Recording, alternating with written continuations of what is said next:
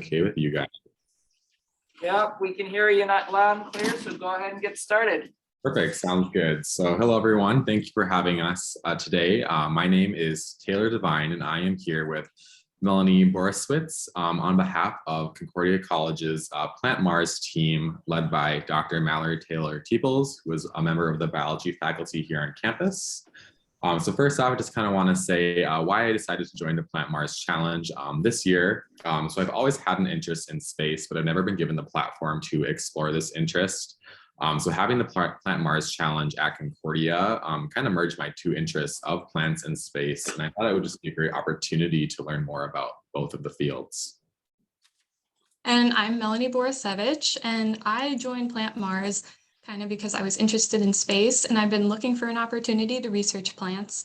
And I just love taking part in research projects. So when I heard about Plant Mars, I immediately knew it was something I wanted to be a part of. All right, so first off, we're just going to tell you a little bit about what the Plant the Moon Challenge and the Plant Mars Challenge is. So the Plant the Moon Challenge, or PTMC, and the Plant Mars Challenge, PMC, is a global science experiment that attracts students of all ages. Participants range in age from grade schoolers to high schoolers, as well as undergraduate and graduate students. And the project consists of attempting to grow plant life using synthesized Mars or Moon soil in order to better understand the mechanisms behind agriculture in space and the feasibility to grow plants in space. So this multidisciplinary STEM project is a really unique intersection between space science and agriculture, and also has the potential to provide immense breakthroughs in regards to the possibility of prolonged space exploration in the future. So kind of going off of that, so the Plant the Moon Challenge Network, it's hosted by the Institute of Competition Sciences. And over their 4 pilot seasons thus far, they've been able to reach over 3,000 students, which is a pretty incredible feat. The PTMC is supported by 12 space grant consortia and is also in collaboration with NASA. And then that soil stimulant comes from the University of Central Florida. So kind of going over the process of what PTMC entails. So PTMC is an extremely interactive experience as we were able to collaborate with many students and scientists around the world. So kind of how the project starts is you're mailed your 5 kilograms of that synthesized soil, and then you're given a 10-week grow period to kind of formulate an experimental design and kind of put that into action and enact that plan. Throughout the challenge, there are weekly engagement activities that kind of help you track your process, as well as the process of your colleagues and other teams around the US. And it also gives teams a chance to interact with one another. Additionally, there are 3 different live events throughout the project where you're able to collaborate with scientists, advisors, as well as special guests to really help boost your knowledge within the field of space exploration and agriculture. And then after the grow period is over, students submit a final report of their project, and they have the chance to win multiple Best in Show awards. So kind of as you've seen here, the PTMC provides students of all ages with an incredible opportunity to become involved in research that goes behind the space agriculture field. So now I'm going to tell you a little about the experiment that we ran at Concordia. Dr. Taylor Teeples wanted our project to be student-led, so we began with a group meeting, and beforehand students were encouraged to read previous literature so that they could all suggest possible plants and experimental conditions. We finally decided to plant giant noble spinach, and this was due to its high nutrient content and its fast growing time. Because it was only a 10-week program, we wanted something that was going to grow within that time period. The conditions we chose were light intensity and arbuscular mycorrhizal fungi. So when we planted our spinach, we planted in 2 different soil types, earth soil and Mars simulant. And this kind of just allowed us to have a baseline comparison between Mars and earth soil. Then our first experimental condition was light intensity. And we achieved this by placing our plants on different shelves within the growth chamber, and those shelves were exposed to different light intensities. And we wanted to kind of simulate Mars and Earth light because Mars's light is about half the intensity of Earth's.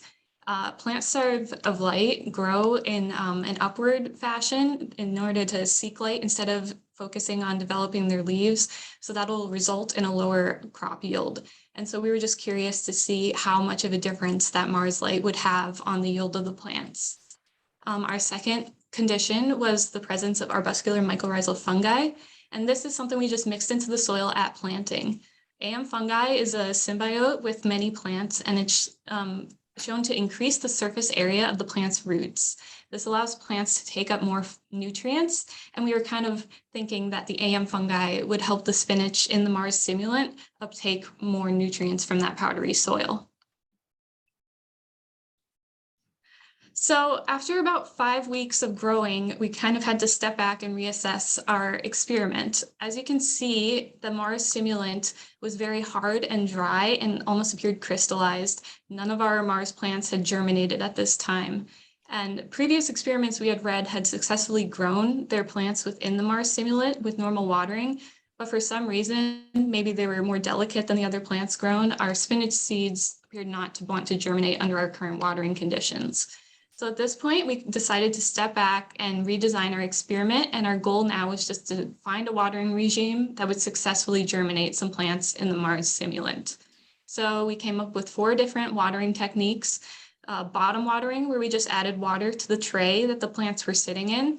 Then we did split watering, where water was added to the tray and to the soil directly. And then we did both bottom and split watering, and then covered the pots with plastic wrap to try and retain some of that moisture in the soil.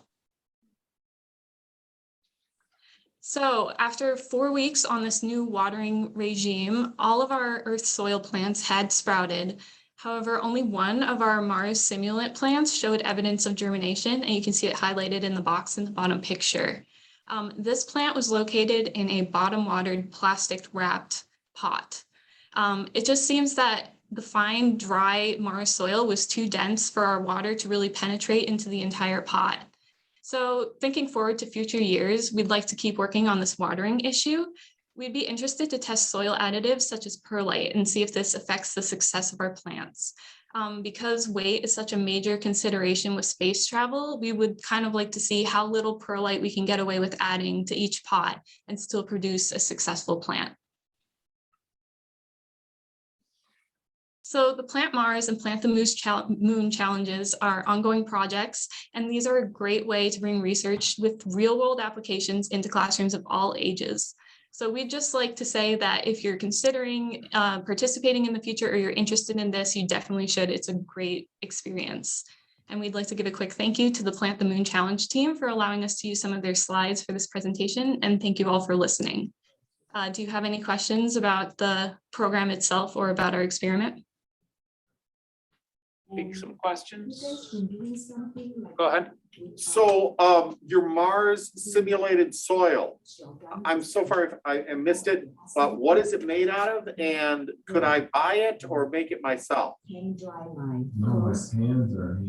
I believe soil is synthesized by Florida.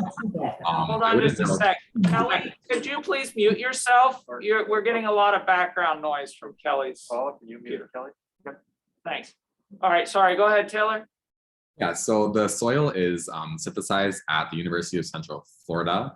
I wouldn't know exactly what it is made out of, but I know that it is very similar to the properties of both the soil that would be found on Mars and the moon. So I wouldn't know off the top of my head if you'd be able to make it yourself, but I do know that lab at the University of Central Florida does make that synthesized regolith. And so that was provided to you as part of the Plant Mars program? Yes, yep, you're given 5 kilograms of that soil through the program, so yep. That's mostly what the money that you have to pay to be in it, and they use the money you pay to buy the regolith. Just turn it back to gallery so we can see if there's any hands raised. Any other questions from here or from Zoom? Well, I'm sorry. I have another question. Did you have any of that soil left over?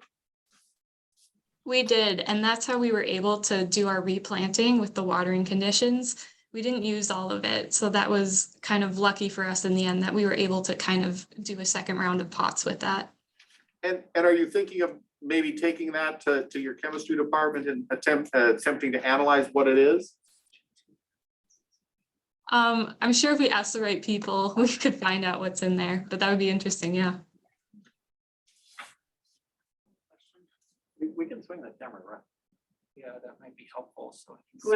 Could you say anything about what other teams tried or things that you thought of trying and didn't? I know that a lot of other teams, since this was our first year participating in the Plant the Moon Challenge and the Plant Mars Challenge, we kind of started from ground zero, starting with no kind of background knowledge on anything. So kind of thinking of our experimental design and methods through that. I know a lot of other teams have participated in this challenge kind of for multiple years and kind of have a more refined experimental design that they use. Also, with it being our first year, our resources were more limited than maybe some people who have been doing it for longer. So kind of after doing this for 1 year, we kind of would hope to continue to refine our experimental design in future years. But I wouldn't be able to tell you off the top of my head what some of the other groups did. But I do remember kind of grazing over those and seeing some really interesting ideas and experiments.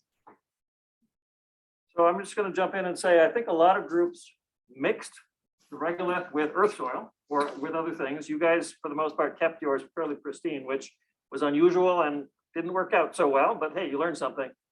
And I think a lot of groups use different lighting conditions. They didn't assume that this would be natural Mars lighting. They brought in LEDs, fluorescence, whatever, and they just provided the lighting, which is definitely a possibility on Mars. If Mars is too dim for plants, bring your own lights. But yes, lots of things that you could continue to explore and lots of things that other teams could start exploring if they wanted to join. Any other questions? All right, thank you.